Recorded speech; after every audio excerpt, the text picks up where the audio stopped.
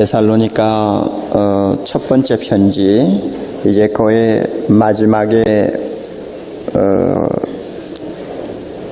지금 가까웠는데요. 바울이 데살로니가 교인들에게 이 피를 놓기 전에 마지막으로 꼭 건면하고 싶은 말씀을 지금 19절부터 22절까지 기록해 놓은 것으로 제가 알고 있습니다. 우리는 오늘까지 좋은 교회는 치료하는 공동체 교회요, 또 좋은 교회가 되려면 지도자와 또 성도들 간의 서로의 관계가 은혜 안에서 아름답게 이루어져야 된다고 말씀을 했습니다. 그렇게 하기 위해서 우리 개인이 어떤 면에서 덕을 가지고 서로가 서로를 도와야 하는가를 앞부분에서 전부 말씀을 드렸습니다. 그런데 아무리 우리가 좋은 교회, 좋은 인간관계, 또 좋은 덕 하는 것을 많이 교회에서 강조한다 할지라도 이 모든 것은 하나님의 말씀을 중심하지 아니하면 안 된다 하는 사실을 오늘 밤에 특별히 우리가 생각을 해야 되겠습니다. 성령께서 말씀을 통해서 일하십니다. 성령께서는 말씀을 통해서 교회 안에서 자기의 뜻을 밝히십니다. 성령께서는 말씀을 통해서 성도들 사이에 치료하는 능력을 나타내십니다. 그러므로 이 말씀의 중요성을 결국 바울도 데살로니가 전서를 마무리 짓기 전에 다시 한번 강조하고 있지 않나, 저는 그렇게 생각합니다. 말씀의 뿌리가 없으면 다른 면에 아무리 발전한다 할지라도 그 교회는 나중에 가서 병들고 맙니다. 주님과 우리와의 관계도 포도나무와 가지의 관계라고 말씀하시면서 너희가 내 안에 거하고 내 말이 너희 안에 거하면 해서 예수님이 우리 안에 거하시면 그 말씀이 함께 하심을 지적해 주셨습니다. 너희가 내 말에 거하면 참 내 제자가 된다 해서 예수님께서는 항상 말씀의 중요성을 우리에게 깨우쳐 주셨습니다. 그러므로 교회를 교회답게 만들기 위해서 교회 안에 항상 내주하시는 성령은 말씀을 떠나서는 일하지 아니합니다. 그것을 꼭 기억하시기 바랍니다. 말씀을 떠나서는 교회 안에서 성령이 일할 수 없습니다. 그렇다면 오늘 이 본문이 말씀하고 무슨 관계가 있느냐 하는 것을 여러분이 아셔야 되겠습니다. 19절부터 22절까지는 한 가지 테마를 놓고 기록된 말씀이라고 보셔야 됩니다. 한 가지 테마를 가지고 기록된 한 묶음의 단원인데 이 단원의 주제를 이야기하자면 예언의 은사라고 말할 수 있습니다. 예언의 은사. 데살로니가 교회가 있을 당시만 해도 우리가 잘 아는 바와 같이 기록된 하나님의 말씀이 전혀 없었습니다. 물론 구약 성경이 있기는 했습니다마는 두루마리에 기록된 아주 값비싼 희귀한 성경이었기 때문에 회당이나 성전이나 돈 많은 사람들이나 가지고 있었지 일반 사람들이 그 두루마리를 안고 다니면서 읽을 수는 전혀 없었습니다. 그러니까 그들에게는 아예 성경이 없었다고 말하는 것이 옳습니다. 게다가 신약 성경은 전혀 그 당시 거의 기록이 되지 아니한 초창기였습니다. 그렇다면은 분명히 하나님께서 그의 몸된 교회를 진리로 먹이시려고 할 때 기록된 성경이 없기 때문에 특수한 방법을 사용하지 아니할 수 없었다는 것은 너무나 자명한 일입니다. 오늘 우리에게는 기록된 말씀을 통해 하나님께서 모든 진리를 가르쳐 줍니다. 기록된 말씀을 통해 하나님은 예언합니다. 기록된 말씀을 통해 성령은 예언합니다. 그러나 그 당시에는 기록된 말씀에 근거가 전혀 없기 때문에 좀 독특한 방법을 통해서 성령이 교회의 말씀을 가르쳐 주셨습니다. 이 점을 우리가 여기서 알아야 합니다. 그래서 이와 같은 독특한 성령의 방법을 통해서 교회의 말씀을 가르쳐주는 것을 일컬어서 예언의 은사라, 이렇게 우리는 이름을 붙입니다.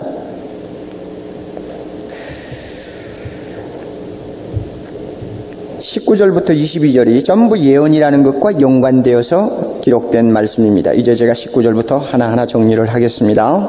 여러분 잘 보시면서 성령께서 우리에게도 무엇을 가르쳐 주시는가를 우리 마음속에 깊이 담을 수 있어야 됩니다. 성령을 소멸치 말라 이랬습니다. 성령을 소멸치 말라. 여기서 소멸치 말라 하는 말은 불을 끈다는 말입니다. 그러니까 성령을 불에다가 비유하고 있는 것입니다. 왜 성령을 불에 비유할까? 아마 오순절에 성령이 임하실 때에 불의 모양으로 임하신 것이 아마 결정적인 원인이 아닐까 제가 생각합니다. 그래서 성령 하면 항상 불로 우리는 연상을 합니다. 그래서 성령을 불에다가 비유를 하다 보니까 불을 확 끄듯이 성령의 어떤 뜻을 우리가 짓눌러 버린다든지 또 거부한다든지 할 수 있다는 것을 지금 여기에서 암시하고 있습니다. 불은 잘못 다루면 쉽게 꺼져버립니다. 성령은 우리 안에서 일하고 계시고 우리 안에서 늘 떠나지 않고 계시지만 우리의 육체적인 연약성 때문에 항상 어떤 제재를 받고 있습니다. 아무리 성령 충만한 사람이라도 인간 이상일 수는 없습니다. 우리가 그 점을 꼭 기억하셔야 됩니다. 아무리 성령 충만하고 아무리 은사가 많고 아무리 거룩하고 아무리 성자지만은 육신을 입고 사는 이상 인간 이상일 수는 없습니다. 그 말은 성령의 역사가 인간이라는 이 제한성을 받으면서 일하시는 분이지 인간이라는 것을 완전히 벗어버리고 우리를 통해 일하지 못한다 그 말입니다. 또 좀 쉽게 말하면 성령이 우리 안에서 일하고 계시지만은 역시 인간이기 때문에 인간의 약점이 있고 인간의 냄새가 계속 날 수밖에 없는 것이 사람이다 하는 이야기입니다. 그러니 인간의 연약성이 역시 있다가 보니까 우리 안에서 성령이 아무리 불꽃처럼 활활 타오르면서 생명력 있는 역사를 하신다고 할지라도 우리 육신의 연약을 가지고 그 성령의 뜻을 꺾을 수도 있고 어떤 면에는 방해할 수도 있고 어떤 때는 아예 그냥 순종하지 아니함으로써 성령의 뜻을 완전히 무효로 돌릴 수도 있는 어떤 요인이 우리에게 있습니다. 그러니까 마치 불을 확 꺼버리듯이 끌 수 있다는 이야기입니다. 그러나 우리가 여기에서 한 가지 주의해야 될 것은 성령 자신을 불 끄듯이 꺼버린다고 이렇게 생각하시면 안 됩니다. 성령은 인격입니다. 그렇죠? 하나님입니다. 하나님을 놓고 어떻게 불을 끄듯이 훅 꺼버립니까? 절대 그것은 있을 수 없습니다. 잘못하면 우리가 이단에서 말하듯이 성령을 어떤 기운이나 물질로 해석하기 쉽습니다.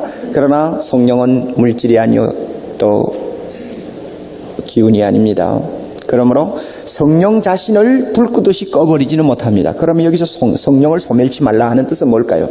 성령이 하고자 하는 것을 막는 것 혹은 또 순종하지 않는 것 또 방해하는 것 이것을 다 일컬어서 성령을 소멸한다 이렇게 해석할 수가 있습니다. 특별히 예언의 문제와 관련시켜 볼 때 성령을 소멸하기는 참 쉽습니다. 자, 이렇습니다. 성령이 갑자기 내 안에서 하나님의 말씀을 말하도록 무언가 신비스러운 힘으로 나에게 충동을 줍니다. 이 성령의 예언의 은사를 받을 경우입니다. 전혀 몰랐던 이야기, 또 그렇게 평소에 생각지도 않았던 이야기인데 갑자기 성령께서 나에게 말씀을 주시면서 말하지 아니하면 안 되도록 성령께서 내 마음에서 강하게 일하시는 충동을 받게 됩니다. 그렇게 되면은 사람은 그 성령의 뜻을 따르려면은 입을 열어야 합니다. 입을 열어서 예루살렘의 오순절 때 120문도가 입을 열어 성령이 말하게 하심을 따라 하나님의 큰 일을 모든 사람이 듣도록 외친 것처럼 말해야 합니다. 이게 초대교회의 예언의 은사입니다. 그런데 어떤 경우에는 성령이 말하게 하신다는 것을 알면서도 입을 꽉 다물고 말하기 싫어서 말 안 합니다. 이렇게 될 때는 어떻게 되나요? 성령을 뭐 하는 것이 돼요? 소멸한다. 이렇게 말합니다. 마치 에레미야와 같다고 볼 수 있습니다. 에레미야 20장을 보면 20장 7절 이하를 보면 에레미야가 이런 비슷한 말씀을 합니다. 하나님께서 나에겐 자꾸 말씀을 하게 하시고 또 하나님은 나보다도 훨씬 강하시기 때문에 내가 말하지 아니할 수 없어서 하나님이 말하게 하시는 대로 내가 말을 했더니 그 말이 전부 다 뭐냐 하면 백성에 대한 저주요, 백성에 대한 심판이요, 백성에 대한 회개하라는 채촉이었습니다. 그러니까 죄에 깊이 빠져있는 그 유대나라 사람들이 에레미야 말을 듣기 싫은 것입니다. 에레미야가 입을 열어 하나님의 말씀을 외쳤다 하면은 욕짓거리요. 그 다음에 에레미야를 향해서 비난이요. 에레미야를 그냥 못 살게 굽니다. 그러나 에레미야는 성령이 말하게 하시니까 안 할 수가 없어서 자꾸 말을 합니다. 말을 하면 사람들이 들을 때 가슴이 아프고 가책을 받고 고통스럽단 말이요. 나라가 자꾸 망한다고 외치니까 사람들이 듣기 좋아할 리가 없죠. 바벨론이 이제는 조금 지나면 침범한다고 하니 듣기 좋아할 리가 없죠. 바벨론에게 항복하라니까 그 말 누가 듣기 좋아하겠어요. 도무지 희망적인 말은 한마디도 안 하고 이제는 하나님께서 죄값으로 이 성을 심판하니 너희들은 바벨론에 항복하고 하나님이 그 다음에 주시는 은혜를 기다리라고 하니 백성들이 들을 리가 없습니다. 귀를 막고 안 들어요. 그 다음에는 에레미야를 욕설을 퍼붓고 때리고 가두고 요구하고 뭐 별의별 일을 다 했습니다. 여기에 너무 에레미야가 지쳐가지고는 하나님 앞에 아예 그냥 나는 이제 말 안 하겠습니다. 하나님이 아무리 내 속에서 말하라고 하셔도 나 이제 말 안 합니다 하고는 하루 종일 입 꾹 다물고 말 안 했습니다. 자, 이렇게 되면 성령을 어떻게 하는 것입니까? 소멸하는 것이다. 그런데 하나님의 자녀들은 이 성령의 뜻이 있는 것을 알면서도 순종 안 하고 입을 다물면 에레미야의 심정처럼 됩니다. 가슴이 하루 종일 뭐 하는 것 같다고 그랬어요. 가슴이 하루 종일 에레미야 넘어가 보세요. 20장.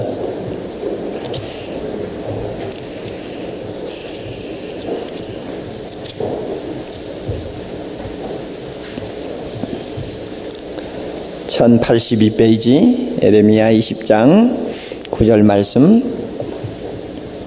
내가 다시는 여호와를 선포하지 아니하며 그 이름으로 말하지 아니하리라 하면 이제는 성령의 소욕을 성령을 소멸하면서 입 딱 다물고 순종 안 하려고 결심했다 그 말입니다. 그랬더니 참 하나님의 사람은 성령의 뜻을 순종 안 할 때는 어떤 일이 일어납니까?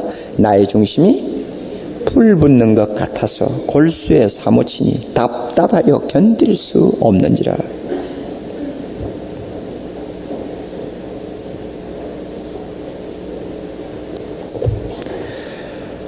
에레미야는 하나님의 사람이니까 아무리 성령께서 예언하라는 것을 처음에는 순종 안 하고 자기가 고집을 할 수 있지만은 결국 나중에는 또 답답해서 결국 입을 열고 외치는 사람이 되어버립니다. 그러나 에레미야처럼 이렇게 탁월하지 못한 평범한 평신도들은 얼마든지 성령을 소멸할 수가 있습니다. 자, 그래서 그 일이 참 쉽다는 것을 우리는 이제 고린도전서 14장을 놓고 좀 검토를 할 필요가 있습니다. 고린도전서 14장 넘어갑시다.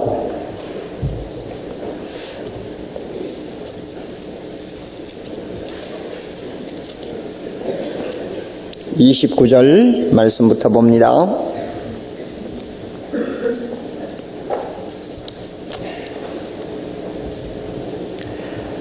고린도 교회가 이제 정한 시간에 모여서 하나님 앞에 예배를 드릴 때 그 예배 드리는 사람들 가운데서 예언하는 자들이 둘이나 셋이 생길 수가 있었습니다. 왜 그런가 하면은 기록된 하나님의 말씀이 없는 데다가 그 당시에는 잘 훈련된 교사도 그렇게 흔하지 않았습니다. 또 교리적인 체계가 바로 서 있는 것도 아닙니다. 그러니 여러분 한 20, 30명이 예배 본다고 앉았을 때 누가 설교를 할 것입니까? 무엇을 놓고 설교를 할 것입니까? 어디에 근거해서 하나님의 말씀을 가르칠 것입니까? 한번 그 환경을 한번 상상을 해보세요. 한마디로 눈앞이 캄캄하죠. 뭘 근거해서 하나님의 말씀이라고 이야기를 하겠어요? 아무것도 없는데요. 그러니까 모두가 예배 보러 앉으면 와서 기도하고 멍하게 앉았다고 보아야 합니다. 멍하게 앉았고 찬송, 어떤 유대인식의 찬송이라든지 어떤 형식의 찬송을 불렀겠죠. 그러나 말씀은 무엇을 근거해서 말합니까? 그러니까 성령께서 독특한 방법을 사용하셨어요. 그 가운데 앉아있는 사람 가운데 아무에게나 예언의 은사를 주셨습니다. 마음에 이 말하고 싶은 충동이 일어나고 뭔가 성령께서 말하지 아니하면 안 되도록 하시는 것을 느낍니다. 그러면 제가 지금 성령께서 주시는 계시를 가지고 있는데 이 시간에 말씀을 드려도 좋습니까? 하면 예, 말씀하십시오. 하면 그 사람이 일어나서 성령이 주시는 대로 이제 말을 하는 것입니다. 그러면 모든 사람이 들으면서 은혜를 받습니다. 그런데 이런 사람이 하나 정도 있으면 좋겠는데 한꺼번에 둘, 셋 생길 수가 있다 그 말입니다. 그럼 모르겠어요. 왜 성령께서 그렇게 하셨는지. 한번 예배 시간 모이면은 옥 목사가 이렇게 혼자서 말씀을 가르치듯이 한 사람을 일으켜서 예언을 하게 했으면 참 좋겠는데 어떤 때는 셋, 넷, 여러 사람이 성령의 예언의 은사를 받는 경우가 있다 그 말입니다.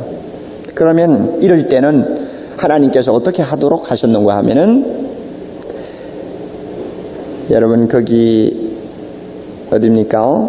32절 예언하는 자들의 영이 예언하는 자들에게 제재를 받나니 무슨 뜻입니까? 예언하는 자들의 영이 예언하는 자들에게 제재를 받나니 여러 사람이 예언하려고 하지 않습니까? 그럴 때는 서로 예언하는 사람끼리 제재를 그러니까 견제한다 그 말입니다. 서로 견제할 수 있게 하셨어요. 그러면 견제하는 방법은 무엇입니까? 30절 만일 곁에 앉은 다른 이에게 계시가 있거든 예언하는 계시가 성령을 통해서 임하면 먼저 예언하던 자는 어떻게 할 것이요? 잠잠할 것이요. 그러면 어떻게 되나요? 어느 쪽이 더 권위가 있는 것입니까? 먼저 받은 사람입니까? 뒤에 받은 사람입니까? 예, 항상 새롭게 받은 사람이 예언에 있어서는 권위를 갖는다 그 말입니다. 그러니까 어떤 사람이 일어나서 지금 성령이 주시는 대로 예언의 말씀을 지금 교인들에게 하고 있는데 갑자기 또 예언의 말씀이 어떤 다른 사람에게 임했다고 하면 그 사람이 일어납니다. 그러면 먼저 이야기하던 사람은 조용히 앉는다 그 말입니다. 이것이 이제 서로 예언의 은사를 받은 사람끼리 견제하게 하셨습니다. 그래서 교회 안에 예배가 혼란에 빠지지 않도록 한 것입니다. 그 당시에 여러분 상황을 한번 잘 눈을 감고 생각해 보세요. 얼마나 재미있었겠어요. 재미있었다고 할지 하여튼 좀 신비스러운 데가 있습니다. 물론 그 교회 지도자가 없었다는 말이 아닙니다. 교회 목회자가 그 후에는 다 있었어요. 있었지만은 이 예언하는 은혜가 특별히 따라왔습니다. 성경이 없으니까. 그래서 성령께서 어떤 사람을 통해서 말씀하면 모든 교인들이 듣고 그 다음에 은혜를 받았습니다. 문제는 요즘에 소위 예언한다는 분들이 고린도 교회나 데살로니가 교회에 있었던 그 사건이 지금도 그대로 있다고 믿는 착각입니다. 문제가 여기에 있습니다. 그런데 오늘 제가 그것이 잘못됐다는 것을 일단 정리를 해드립니다. 그리고 우리 고린도전서 14장을 보면 또 하나 주의해야 될 부분이 있죠. 예언이라고 해서 전부 다 옳은 말은 아니다.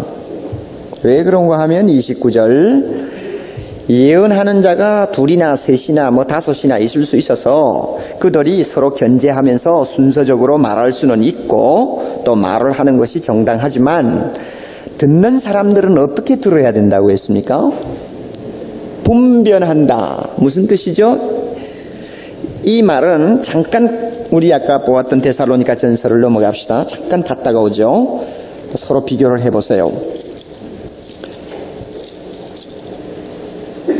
5장 거기 보면 21절 22절이 있습니다. 범사에 헤아려 좋은 것을 취하고 악은 모든 모양이라도 버리라 하는데 이 말씀을 우리가 따로 딱 떼놓고 보면은 평소에 우리가 볼 때 선은 취하고 악은 버리라 하는 말씀같이 보입니다. 그러나 19절부터 22절을 한 묶음으로 놓고 볼 때 이것은 예언과 관계되는 말씀입니다. 그러면 뭐죠? 예언의 말씀을 들을 때 그 예언의 모든 말씀 범사에 필요한 모든 말씀을 다 듣지만은 무엇을 할 필요가 있습니까? 헤아릴 필요가 있다고 그랬죠. 이 헤아린다는 말이 분별한다는 말입니다. 그런데 이 말의 원뜻은 은행원이라는 뜻일까요? 그 은행에 돈 세는 분 뭐라고 합니까? 환전상 요사이 말로 뭐라고 그래요? 은행에 뭐라고 그럽니까? 앞에 돈 주고 받고 세고 하는 아가씨들을 출납계. 출납계 그 직원이라는 직원이 옛날에는 이것이 진짜 지폐인지 아니면 위조 지폐인지를 가려내는 눈이 아주 예민해야 된다고 합니다. 그래야 이 출납 관계를 전담할 수 있다고 합니다. 또 이 금화 같은 거, 또 은화 같은 거 진짜인지 가짜인지를 금방 알아낼 수 있는 눈이 있어야만이 이렇게 돈을 맡아서 처리할 수 있었다고 합니다. 그래서 여기서 헤아린다 하는 말은 무슨 뜻이냐 하면은 위조 지폐를 잘 분별해서 뽑아내듯이 예리한 눈을 가지고 옳은 예언과 거짓 예언을 공정하게 찾아낸다는 뜻입니다. 그러니까 보세요. 이 데살로니가전서 5장 21절 모든 예언의 말씀을 다 듣되 어떻게 들으라? 헤아리라. 헤아려가면서 들으라. 그래서 옳은 말씀은 받아들이고 또 옳지 않는 거짓된 악은 모양이라도 버리라. 아예 그냥 그것은 염두에 두지 말라 하는 말입니다. 그러니까 이 말씀을 21절 22절 말씀을 고린도전서에서는 분별한다 하는 한마디로 요약을 하고 있습니다. 그러니까 여러분 여기서 우리는 무엇을 보아야 하느냐 하면 성령께서 주시는 은사를 가지고 교회 안에서 일을 하는 경우에 이 성령의 은사에는 사탄이 자주자주 가라지를 뿌린다는 사실을 여러분이 아셔야 됩니다. 예언을 하죠. 그러면 A라는 사람은 성령의 지시를 받아서 하나님의 말씀 그대로만 전하고 있습니다. 그러나 경우에 따라서는 A-라는 사람이 비슷한 말씀을 전하지만은 성령에 의해서 전하는 것이 아니라 마귀에 의해서 거짓된 말씀을 전할 수도 있다는 것입니다. 이 점을 우리가 알아야 합니다. 방언도 성령의 방언이 있느냐 하면 마귀의 방언이 있지 않습니까? 병 고치는 은사도 성령께서 하시는 이적 기사가 있는가 하면은 마귀가 하는 이적 기사가 있지 않습니까? 그런데 특별히 예언에는 이 마귀의 역사가 특별히 강했습니다. 무엇을 보고 알 수 있느냐 하면 여러분 구약의 예언 시대를 한번 쭉 마음에 두고 한번 생각해 봅시다. 위대한 선지자들 이사야 때로부터 쭉 내려오면서 선지자들이 예언한 그 역사를 한번 우리 마음에 잠깐 파노라마처럼 한번 스쳐 지나가도록 생각해 보자 말입니다. 그러면 한 가지 분명한 사실이 있습니다. 참된 하나님의 선지자 예언자가 있으면 반드시 옆에 무엇이 따라옵니까? 거짓 선지자, 거짓 예언자가 항상 동행하고 있다는 것을 우리는 봅니다. 그렇습니까? 여러분 성경에 가만히 보세요. 웬만한 데는 다 따라 나옵니다. 에레미야 시대의 거짓 선지자들이 얼마나 에레미야를 괴롭혔습니까? 미가야 시대의 거짓 선지자가 얼마나 미가야를 괴롭혔습니까? 에스겔 시대의 거짓 선지자들이 얼마나 에스겔의 말을 반박했습니까? 성경을 가만히 봐요. 꼭 위대한 선지자 옆에는 거짓 선지자들이 따라붙어요. 그게 왜 그런가 하면은 마귀가 항상 동행을 시키는 것입니다. 그래서 어떻게 하든지 하나님의 말씀이 바로 전달되지 못하도록 방해하고 하나님의 말씀을 바로 받지 못하도록 가라지를 뿌리는 것입니다. 초대교회에서도 기록된 말씀이 전혀 없는 상황에서 바울과 같은 위대한 사도들도 없는 지역교회에서 성도들이 모여 하나님의 말씀을 묵상하려고 하는데 전혀 근거가 없습니다. 그러니 성령이 주시는 그 말씀을 기다리고 있습니다. 그러면 김집사라는 사람이 일어나서 예언합니다. 또 오집사라는 사람이 일어나서 예언합니다.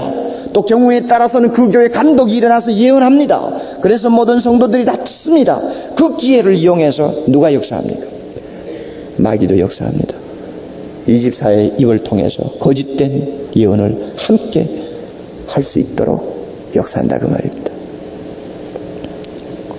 그러니까 분별할 필요가 있다는 이야기입니다. 이것은 오늘 우리 예배와도 관계됩니다. 성도들이 모인 자리요, 성령께서 함께 하시는 자리요, 예수 그리스도가 영광 받으시는 예배 자리니까 마귀가 저 대문에도 들어오지 못하고 밖에서 벌벌 떨고 있을 것 같죠? 이 자리에 마귀도 있을 수 있어요, 없어요? 있을 수 있죠. 바로 그것입니다.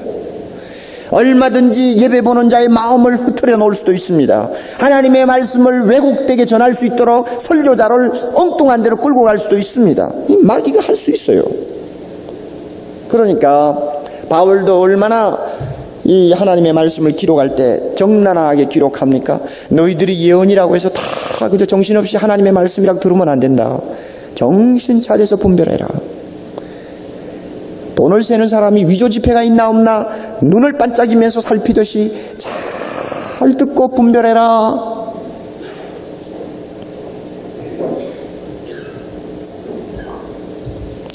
그래서 자연히 초대교회에서는 예언의 말씀을 들을 때는 이 듣는 사람의 입장에서는 이 어떤 면 딜레마에 처하였다고도 볼 수 있습니다. 왜 그런가 하면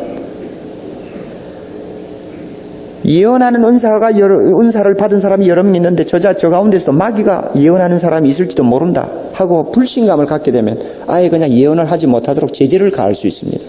그렇게 되면 어떻게 됩니까? 성령을 소멸할 위험이 있고요. 그렇지 않고 예언하는 사람은 다 성령께서 주시는 은사니까 우리가 귀담아 듣고 참 겸손하게 받아야 된다 해버리면 누구의 장난에 말릴 위험이 있습니까? 마귀의 거짓된 예언을 귀담아 들을 수 있는 가능성이 있단 말이에요. 그러니까 딜레마라. 그러니까 이런 경우에 제가 분명히 느끼는 것은 무엇이냐 하면 예언의 은사를 성령께서 주시는 자가 있는가 하면 나머지 사람에게는 무슨 은사를 주신다고 봅니까? 분별하는 은사, 듣는 은사, 듣는 귀를 주신다고 봅니다. 만약에 듣는 귀를 주시지 않고 분별하라는 법이 어디 있어요? 성령께서 듣는 자에게 진리와 비진리를 가릴 만한 마음의 준비 또 자세, 밝은 빛을 주시지 않고 진리를 분별하라고 하는 법이 어디 있어요? 그러니까 우리가 한 가지 감사하고 또 안심할 수 있는 일은 하나님을 믿고 성령 받은 사람은 너나 할 것 없이 기본적으로 그것이 독약이냐 아니면 진짜 하나님 주시는 양식이냐를 분별할 수 있는 정도의 기초는 돼 있다 그것입니다. 만약에 그 기초가 전혀 없는 사람이면 성령께서 역사하시지 않는 사람이라고 보아야 됩니다. 그래서 요한일서 2장에 보면 너희는 기름 부음을 받았으므로 모든 것을 아느니라. 너희가 다른 사람이 가르칠 필요가 없을 정도로 모든 것을 아느니라. 이게 무슨 말입니까? 진리를 분별할 수 있는 기본이 되어 있다는 이야기입니다. 그러니까 여기에 계시는 여러분들도 아마 제가 옥 목사는 이 기록된 말씀에 의해서 바로 전하니까 여러분이 조금 더 의심하지 않고 듣죠. 만약에 이것 제쳐놓고 약간 이상한 이야기를 하면 여러분 벌써 무엇인가 분별이 되겠습니까? 안 되겠습니까? 됩니다. 반드시 됩니다. 성령께서 그는 역사합니다.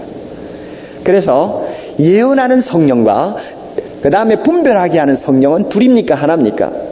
하나입니다. 그러므로 조금 더 어색하지 않게 일치가 됩니다. 바른 진리를 전합니까? 바로 듣습니다. 성령 모시고 사는 사람 바로 듣게 돼 있어요. 그러나 성령 모시지 않는 사람은 바로 듣지 못합니다. 이런 관계를 여러분이 이해하시는 것이 좋습니다. 또 우리가 고린도전서에서 한 가지 더 주의하고 넘어갈 것은 예언이라고 해서 우리는 흔히 생각하기를 글자 그대로 항상 미래사를 미리 이야기하는 것으로 생각하기 쉽습니다. 그러나 초대교회에 성경이 없을 때 성도들이 모여서 예언하는 은사를 받고 예언하는 것은 물론 미래에 관한 것도 가끔 있을 수 있었지만은 일반적으로는 미래사가 아니고 예수 그리스도와 하나님이 주신 은혜를 가르치면서 성도들을 영적으로 키워주는 말씀을 하는 것이었습니다. 제가 그것을 증명해 드리죠. 3절 고린도전서 14장 3절 같이 읽습니다. 그러나 예언하는 자는 자, 예언은 뭐 하는 것이라고요? 사람에게 덕을 세운다. 이 말은 성경에 교회에 덕을 세운다. 사람에게 덕을 세운다는 하는 말은 성도들의 신앙을 키워준다. 교회를 신앙적으로 바로 세워준다 하는 의미입니다. 그래 사람들의 신앙을 세워주고 그 다음에 무엇인가 잘못된 것이 있을 때는 책망하고 어떤 면에는 권하고 또 약한 자가 있으면 안위하고 붙들어주는 것이 무엇이라고 했습니까? 예언하는 자의 역할이라고 그랬습니다. 그 다음에 31절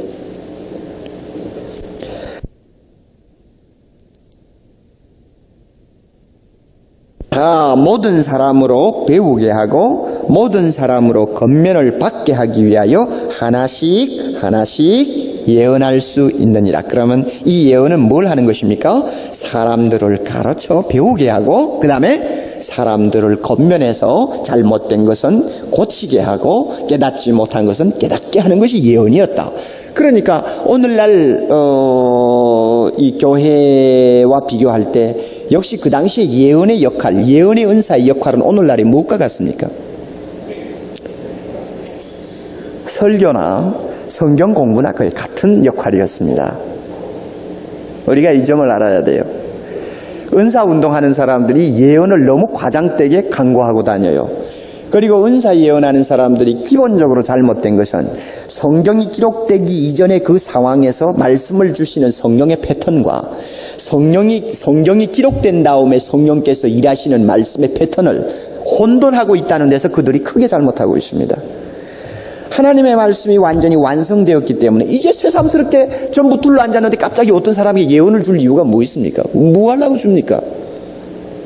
그럴 필요가 전혀 없는 거예요. 그 당시에는 성령이 마음으로 예언을 받도록 하셨지만 이제 우리는 항상 무엇을 펴면 됩니까? 성경 펴면 되고 그 성경을 깊이 묵상하는 사이에 묵상하는 자의 마음을 통해서 깨닫게 하시므로 성령께서는 우리에게 예언하신다. 여러분 그렇게 보시면 됩니다. 그리고 이와 같은 예언의 은사를 받은 사람 가운데 특별히 직분을 맡긴 사람이 누굽니까? 교회 교육자들 아닙니까? 그 예언의 은사는 다 받을 수도 있어요. 어떤 사람은 집사님도 장로님도 다 받을 수 있어요. 다시 말하면 하나님의 말씀을 깨닫는 은혜, 하나님의 말씀을 가르칠 수 있는 은사, 하나님의 말씀을 통해서 하나님의 어떤 뜻을 분별하는 신령한 영성, 이것은 꼭 교육자에게만 있는 것 아니에요. 평신도에게도 있는데 그 사람 가운데서 어떤 사람은 그것을 통해서 교회의 중요한 직분을 맡도록 해주셨습니다. 그게 누굽니까? 교육자 아닙니까? 그러니까 여러분이 예언이라는 것을 너무 과장되게 생각하셔서 자꾸 뭐 미래사에 뭐 점치는 것처럼 생각을 하는데 그것은 근본적으로 잘못 생각하는 것입니다.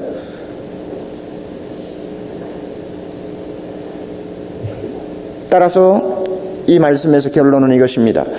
고린도 교회나 데살로니가 교회에 하나님 말씀이 기록되지 아니했을 때 그 성령께서 말씀을 가르치는 패턴이 예언의 은사였고 오늘날은 그 패턴대로 하시지 않는다. 아시겠어요? 그러므로 요사이 무슨 예언 받았다 뭐 계시 받았다 하는 사람이 있으면 일단은 접어놓으세요. 간혹 가다가 참말도 있지만은 그 참말조차도 성령이 하시는 것인지 마귀가 하는 것인지 분별도 못해요. 적당히 접어놓으세요. 접어놔도 우리 손에 안 봅니다.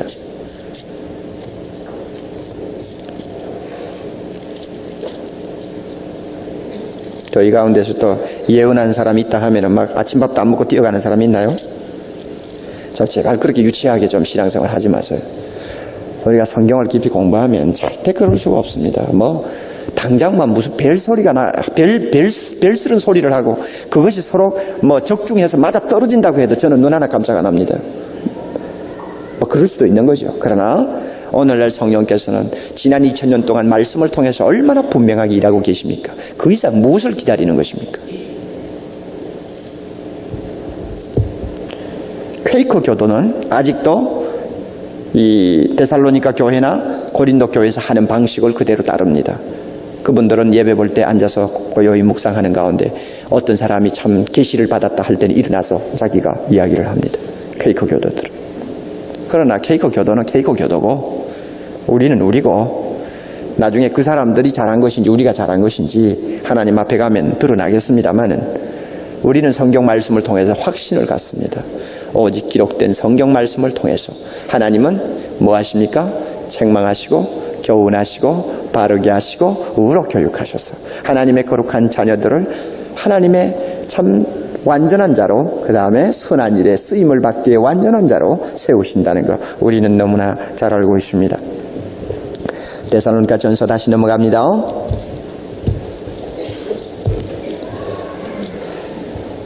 예언을 멸시치 말라고 하는데 이 예언을 멸시하는 경우가 왜 생깁니까? 여러분 왜 생깁니까? 이렇게 보세요. 조금 전에 그 당시의 예언이라는 것은 미래 사만을 이야기하는 그런 이상한 점치는 것 같은 그런 어떤 은사가 아니고 교인들을 어떻게 해요? 가르치고 권하고 안위하고 책망하는 하나님의 말씀의 사역이라고 그랬죠. 맞습니까? 자, 그렇다면은 데살로니가 교회에서 예언의 은사를 받은 사람이 예배 중에 벌떡 일어나서 성령이 말하게 하심을 따라서 예언을 했다면은 어떤 예언을 했을 것 같습니까? 데살로니가 교인들은 상당수가 지금 예수님이 당장 재림하시리라고 생각하고 생활이 전부 무너졌어요. 균형을 잃어버렸습니다. 가정생활도 방치 상태에 있고 사회생활도 이제는 다시는 이제 손을 댈 수 없을 정도로 거리가 멀어져서 어떻게 보면은 어떤 사람? 규모 없는 사람. 예, 규모 없는 사람, 빈둥거리면서 그저 게으름이나 피우고 그저 이상한 소리나 하고 다니는 사람으로 많이 지금 변질이 되어 가는데, 이런 데살로니가 교인들을 앞에 앉혀놓고 성령이 말하게 하심을 따라 진짜 예언을 했다면 무슨 말을 할까요? 좋은 말 할까요? 나쁜 말 할까요? 예? 책망할까요? 칭찬할까요? 책망하겠죠. 바로 사라고 하겠죠. 그렇다면 예수님이 당장 오시리라고 그냥 확신하고 귀를 꽉 막고 있는 사람이, 그 예언하는 사람이 충고를 듣겠어요? 안 듣죠. 어떻게 하겠습니까? 무시해버리죠. 좋은 말을 하면 다 듣죠. 그러나 자기에게 좀 비상하게 책망을 하면 잘 안 듣는 것이 인간 아닙니까? 여러분이 믿음이 좋으면은 성령의 말씀을 항상 바로 고져 듣는다고 생각할지 모르지만, 세상에 골치 아픈 사람 중에 하나가 믿음 좋아서 그저 자기 믿는 것이 절대 틀림없다고 고집하는 이 온고집, 이것도 좀 골치입니다. 이 데살로니가 교인들이 예수님 당장 오신다, 그게 잘못된 거예요. 없지, 당장 오시지. 당장 오시지만은 가정생활 다 내팽개치고 그냥 세상 일 다 손에서 놓고 그렇게 변태적으로 예수를 기다릴 정도로 당장 오시는 건 아니잖아요. 그런데 이 양반은 당장 온다는 거예요. 믿음이 상당히 좋아 보입니다만 이건 뭔가 고집이죠. 이럴 때 그 사람에게 충고를 합니다. 안 들어요. 과거에 한국에 그런 일이 얼마나 많았습니까? 참 많았어요. 주일날 아침에 밥에 먹으면 어때요? 배고픈데 밥에 해 먹어야지. 그런데 주일날 밥에 먹으면 안 된대. 또 불 때문에 안 된대. 이거는 일이기 때문에 안 된대. 그러면 안 된다고 고집하는 사람이, 당신 너무 그렇게 하면 그건 율법으로 돌아가는 것입니다 하면 고져 들어요, 안 들어요? 그 충고 안 들어요. 오히려 비판하고 아예 무시해버립니다. 저거 믿음이 없는 소리 한다고 말이야. 이제 그런 비슷한 현상입니다. 그래서 데살로니가 교회 교인들 가운데서 예언을 통해서 바른 충고를 하는데 안 듣는 거예요. 이런 사태가 일어났습니다. 그래서 바울이 예언을 멸시하지 말라. 네. 그렇게 교훈했습니다. 결론을 맺겠습니다. 여러분, 우리는 데살로니가 교회의 그 당시 형편으로 봐서 예언의 은사가 있었다는 것을 알고 있고, 그 예언의 은사를 잘못하면 소멸할 수도 있고 또 멸시할 수도 있는 위험도 있었다고 했습니다. 그렇다면 그 당시에 성도들만 성령을 소멸할 수가 있었고 오늘날 우리는 성령 소멸하는 그런 위험은 없는가? 여러분 어떻게 생각합니까? 오늘 우리에게도 성령을 소멸할 수 있는 위험이 얼마든지 있습니다. 자, 예를 들까요? 우리 안에 거하시는 성령께서 말씀을 어느 날은 꼭 읽도록 내 마음에 충동을 합니다. 너 지금까지 하나님의 말씀을 3일 동안 못 읽어서 그래가지고 네가 어떻게 신앙생활 한다고 그래? 오늘은 시간 내서 하나님 말씀 읽고 기도 좀 시간을 내서 해. 누구의 소욕입니까? 성령의 원하심이죠. 그럴 때 그저 알았습니다 주여, 내가 너무나 세상 일에 바빠가지고 말씀을 너무 멀리 했군요. 오늘 시간 내서 읽겠습니다 하고 무릎 꿇고 참 하나님 말씀 읽고 기도하고 묵상하면 내 안에 성령께서 기뻐하시는 그 증거가 나타납니다. 마음의 기쁨이 찾아오고 답답하던 마음이 후련해지고 믿음이 흔들리던 마음이 다시 한번 하나님의 보호하심과 인도하심을 확신하게 됩니다. 그러나 성령께서 분명히 성경 읽으라 했고 기도하라고 했는데 이 핑계 저 핑계하고 안 해버리면 무엇을 소멸하는 것입니까? 성령을 소멸하는 것, 성령의 뜻을 훅 불어버리는 것. 우리에게도 얼마든지 있습니다. 우리가 사회생활 하다가 갑자기 성령께서 자기가 읽은 말씀 아니면 설교 시간에 들은 말씀이 갑자기 생각나게 합니다. 누가 주시는 은혜입니까? 성령이 주시는 은혜입니다. 그러면 그 생각나게 하는 말씀을 통해서 그 말씀이 그렇구나. 이 말씀에 비추어 보면 내가 이 일은 안 해야 돼. 이 일은 할 수가 없어. 벌써 성령께서 주시는 음성 아닙니까? 그런데 그것을 그저 모른 채 하고 자기 마음대로 해버리면 성령의 소욕을 어떻게 하는 것입니까? 훅 불어버리는 것입니다. 또 더 나아가서는 예언을 멸시하는 것이죠. 설교 시간에 성령께서는 여러분들의 마음을 하나하나 감동시켜서 어떻게 하든지 많은 설교 말씀 3, 40분의 말씀 가운데서 특별히 나에게 주시는 하나님의 음성이 무엇인가를 귀담아 들으면서 기다립니다. 그런데 이상하게 마음속에 자꾸 잡념이 일어나면서 아이고 저 말씀 날마다 듣는 것 하는 식으로 늘 생각을 해가지고 말씀을 자꾸 거부하는 마음이 생겨요. 무엇을 멸시하는 것입니까? 예언을 멸시하는 태도죠. 얼마든지 우리에게 있습니다. 그러므로 우리 모두가 지금까지 신앙생활하면서 성령을 소멸하고 예언을 멸시하면서 내 마음대로 살았던 생활의 흔적이 점철되었다면 오늘 이 시간 성령께서 생각나게 하시는 대로 하나하나 찾아서 회개하고 다시 한번 성령의 뜻에 따르는 사람이 되어야 합니다. 성령을 불이라고 비유한 데는 참 놀라운 진리들이 숨어 있습니다. 불은 환하게 밝힙니다. 성령이 불입니까? 어두운 우리의 마음을 말씀을 통해 밝혀줍니다. 그 성령의 빛에 따라서 우리 마음의 어두움을 말씀으로 쫓아내고 항상 내 마음이 하나님의 나라가 임재할 수 있는 밝은 마음으로 바꾸어 놓아야 합니다. 성령을 불이라고 합니까? 불은 차가운 것을 따뜻하게 녹입니다. 우리의 마음이 냉랭해졌나요? 우리의 마음이 식어졌나요? 우리의 마음에 하나님의 사랑이 느껴지지 않나요? 차가운 마음이죠. 성령께서 우리 안에서 말씀을 통해서 이 마음을 녹여줍니다. 그래서 따뜻하게 뜨겁게 만들어줍니다. 언제 내가 성령을 소멸하지 아니할 때, 언제 내가 성령이 주시는 말씀을 멸시하지 아니할 때, 성령은 우리의 마음을 뜨겁게 새롭게 해줍니다. 성령을 불이라고 했나요? 불은 더러운 것을 태우고 정하게 하는 기능이 있습니다. 성령은 하나님의 말씀을 가지고 내 마음속에 있는 더러운 것을 하나하나 태워주십니다. 전부 다 재련시켜 주십니다. 나쁜 불순물은 전부 다 제거시켜 줍니다. 무엇을 통해서? 말씀을 통해서 제거시켜 줍니다. 그리고 내 마음이 깨끗하고 순진해서 하나님의 그 뜻을 항상 분별할 수 있는 깨끗한 거울이 되게 합니다. 그래서 하나님이 기뻐하시는 일이면 언제든지 찬송하면서 따를 수 있는 사람으로 만듭니다. 언제 내가 성령을 소멸하지 아니할 때, 언제 내가 하나님의 예언을 멸시치 아니할 때, 성령께서는 우리의 마음을 깨끗게 합니다. 그러나 여러분, 우리 자신을 한번 돌이켜보세요. 내 마음이 한 구석 어두운 데가 있습니까? 내 마음이 차가운 데가 있습니까? 내 마음에 부정한 것이 아직도 많이 쌓여 있습니까? 웬일인지 성령이 내 안에서 마음대로 일하지 못하는 증거입니다. 왜? 내가 성령을 소멸하고 있기 때문에. 왜? 내가 하나님의 말씀을 멸시하는 한 구석이 있기 때문에. 성령이 나를 통해 마음껏 일하고 싶어도 일 못하는 거예요. 이런 일이 우리에게 있으면 손해는 우리가 봅니다. 그리고 그 결과는 하나님이 슬퍼하십니다.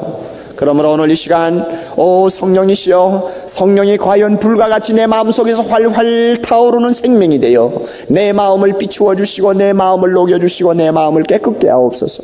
하나님의 말씀을 통해서 항상 나를 성령이 참 뜨겁게 불타는 영혼이 될 수 있도록 만들어 주옵소서. 그렇게 하기 위해서 오늘까지 내가 성령을 소멸한 것이 있으면 주여 생각나게 하시고 회개하게 하옵소서. 우리 기도해야 합니다. 우리가 하나님의 말씀을 멸시한 것 있으면 회개해야 합니다. 그리고 성령께서 마음껏 내 안에서 일할 수 있도록, 하나님의 말씀이 내 안에서 마음껏 역사할 수 있도록 우리는 전적으로 우리 자신을 하나님께 맡겨야 합니다. 이것이 올바른 신앙생활입니다. 다 같이 머리 숙이십시다.